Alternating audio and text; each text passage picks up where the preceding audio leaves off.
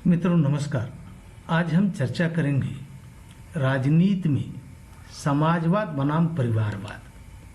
चूँकि प्रधानमंत्री द्वारा दिए गए एक इंटरव्यू के बाद यह मुद्दा चर्चा का विषय बना हुआ है। इस पर क्रिया दर प्रतिक्रिया हो रही है, बयानों की झड़ी लगी हुई है। प्रधानमंत्री ने अपने इंटरव्यू में समाजवाद की चर्चा करते हुए एक तरह से कुछ ऐसी परिवारवादी पार्टियों को निशाने पर लिया था, जिसमें राजद भी, बिहार का जो राजनीतिक दल है वो आता है।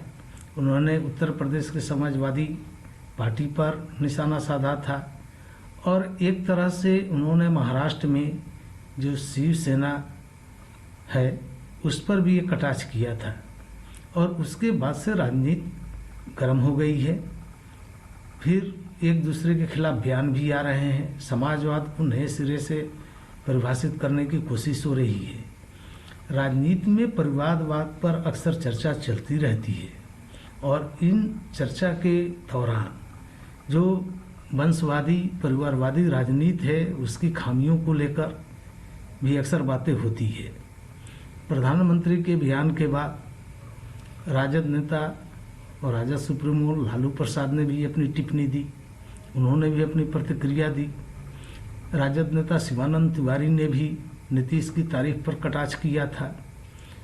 आज नीतीश कुमार ने परिवारवाद को एक तरह से गलत बताया और कहा कि राजनीति में जो परिवारवाद है उसकी वजह से जो राजनीतिक कार्यकर्ता हैं, नेता हैं, उनकी प्रतिभा को प्रतिष्ठा नहीं मिलती है और यह लोकतंत्र के लिए भी गलत है। मुख्यमंत्री के इस बयान के बाद बिहार के प्रतिपक्ष के नेता तेजस्वी यादव ने अपनी एक तीखी प्रतिक्रिया दी है। उन्होंने एक तरह से नीतीश कुमार के बयान पर पलटवार किया है और नीतीश कुमार पर यह भी आरोप लगाया है कि उनकी बातों में दोहरापन है, वे कहते कुछ है करते कुछ है। और उन पर यह आरोप भी लगाया है कि उनके मंत्रिमंडल में खुद 8 ऐसे मंत्री हैं जो परिवारवाद की परिधि में आते हैं, जिनके पिता, जिनके परिजन राजनीति में रहे और उनकी वजह से वो राजनीति में आगे बढ़े। तो ऐसे में यह कहा जा सकता है कि यह मुद्दा अब धीरे धीरे काफ़ी तीखा होता जा रहा है और इस पर एक दूसरे के ऊपर कटाक्ष भी किए जा रहे हैं, बयानों की झड़ी लगी हुई है और एक तरह से बचाव में तर्क भी गढ़े जा रहे हैं। तेजस्वी यादव ने स्पष्ट तौर पर कहा कि नीतीश कुमार के मंत्रिमंडल में अशोक चौधरी से लेकर लेसी सिंह, जीतनराम मांझी के पुत्र संतोष सुमन मांझी और इस तरह से नितिन नवीन 8 ऐसे मंत्री हैं। तो क्या नीतीश कुमार इन मंत्रियों को बर्खास्त करेंगे? उन्होंने सीधे सीधे कहा कि प्रधानमंत्री अगर उनकी प्रशंसा की, उनकी तारीफ की, तो इसके पहले तो उनके डीएनए पर भी सवाल उठाए थे। उसके पहले उन्हें जनता दल यू यानी जदयू को नए सिरे से परिभाषित करते हुए भी जदयू पर कटाक्ष किया था और उन्होंने कहा था कि जनता दलित उत्पीड़न दल है ये। तो क्या नीतीश कुमार उनके इस बयान से भी सहमत हैं या इस पर भी कुछ बोलेंगे? तो इस तरह से तेजस्वी यादव को आज नीतीश कुमार का परिवारवाद पर दिया गया बयान काफ़ी बुरा लगा है। एक तरह से उन्हें मिर्ची लगी है और उन्होंने इसका तीखा प्रतिवाद किया है। लालू यादव ने भी 2-3 दिन पहले कहा था कि अगर किसी को राजनीतिक उत्तराधिकारी नहीं है तो उसके लिए वे जिम्मेवार हैं। उन्होंने एक तंज कसते हुए कहा था कि मैं तो चाहता हूं कि सबकी औलादें हों और सबकी संतानें राजनीति में सक्रिय हों।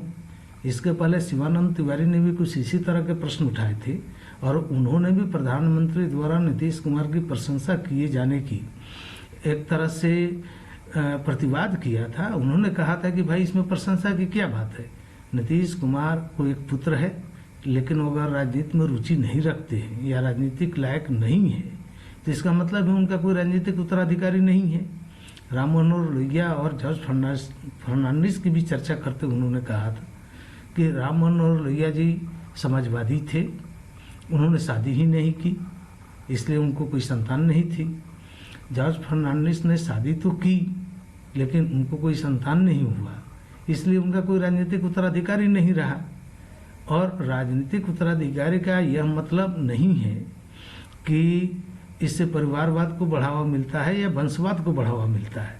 दरअसल प्रधानमंत्री का कटाक्ष बिहार में राष्ट्रीय जनता दल पर भी था, उत्तर प्रदेश में समाजवादी पार्टी की ओर भी था, और उन्होंने महाराष्ट्र में शिवसेना जैसे जो राजनीतिक पार्टियां हैं उन पर भी कटाक्ष किया था। और उनका सीधा सीधा ये भी कहना था कि जब राजनीति में परिवारवाद हावी होता है या वैसे राजनीतिक पार्टियां जो परिवारवाद के चुंगल में होती हैं, उनकी व्यवस्था होती है अपने परिवार को बढ़ावा देना। इसलिए उन्होंने सवाल भी उठाया था कि क्या लोहिया जी का कोई परिजन आज राजनीति में दिख रहा है, क्या जॉर्ज फर्नांडिस का कोई परिजन राजनीति में दिख रहा है। और साथ में उन्होंने ये भी कहा कि मेरे साथ काम करने वाले नीतीश कुमार जी हैं, आज बिहार में मुख्यमंत्री हैं, क्या उनका कोई परिजन राजनीति में सक्रिय है। दरअसल इस तरह के बयान से या स्टेटमेंट से प्रधानमंत्री ने राजनीति में परिवारवाद की खामियों की ओर एक इशारा किया, ध्यान दिलाया था। लेकिन अब यह मुद्दा कहीं ना कहीं राजनीतिक मोड़ लेता जा रहा है, और इस मुद्दे को लेकर जो परिवारवादी पार्टियां हैं वो बचाव की स्थिति में आ गई है और अपने तरफ से तरह तरह के तर्क गढ़ रही है, तरह तरह से राजनीति और परिवारवाद समाजवाद को परिभाषित करने की कोशिश कर रही है।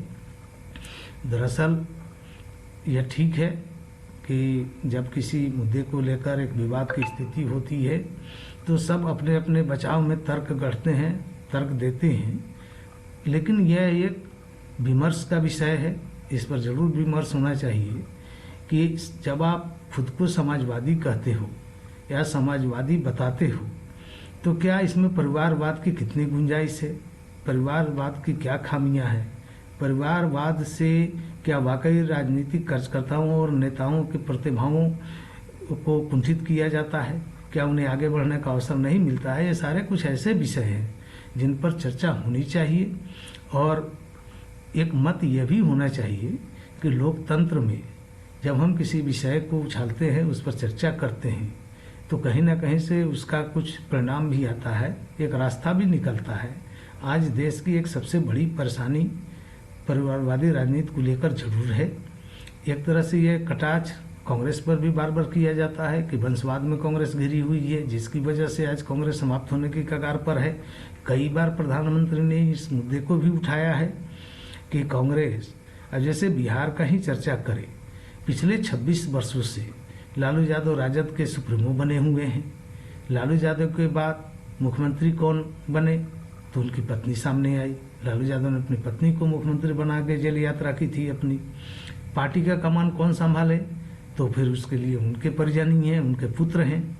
और ये भी माना जा रहा है कि अक्टूबर में जो राष्ट्रीय जनता दल का चुनाव होने वाला है उसमें कहीं ना कहीं से, अब तक तो लालू यादव अपने हाथ में कमान रखे हुए हैं, लेकिन संभव है कि उसके बाद यह कमान उनके पुत्र को मिल जाए। तो यह एक मुद्दा है जिस पर नए सिरे से विमर्श की जरूरत है। आरोप प्रत्यारोप, राजनीतिक कटाक्ष, तंज, यह चलता रहेगा। फिलहाल आज जो तेजस्वी यादव ने पलटवार किया है उस पर भी आगे फिर दूसरे सिरे से भी बयान आएंगे, चर्चाएं होगी। फिलहाल मित्रों इतना ही। इसी तरह के राजनीतिक विषयों पर आपके साथ में चर्चा करता रहूँगा। अगर यह चैनल आपको पसंद आ रहा हो तो इस चैनल को सब्सक्राइब करें, लाइक करें और अपने कमेंट से भी मुझे अवगत कराएं। आज के लिए बस इतना ही। आप सबको बहुत बहुत धन्यवाद।